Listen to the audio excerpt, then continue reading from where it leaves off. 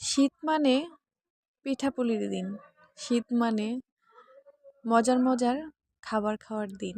শীত মানে অনেক ধরনের পিঠা খাওয়ার দিন। সো ফ্রেন্ডস, কারা কারা পিঠা খেতে পছন্দ করেন অবশ্যই কমেন্টে জানাবেন। আর এখানে দেখেন গ্রামের পরিবেশটা এত ভালো লাগে আমার, যা বলার মতো না। দিনটাতে একদম রোদ নেই, মানে পুরাই একদম কুয়াশা, মনে হয় শৈত্যপ্রবাহ চলছে। বাট আমার কাছে তো দেখতে অনেক ভালো লাগছে। আর এত ঠান্ডা, শীতের মধ্যে যদি শীতই না থাকে তাহলে শীত কি বোঝা যায়? দেখেন কি পরিমাণ বাতাস। আর এখানে গুড়ি দুকা হচ্ছে। আর শীতের মধ্যে পিঠা খাওয়ার তো অনেক ধরনের পিঠা খাওয়া যায়, যা শীতেই একমাত্র খাওয়া যায়।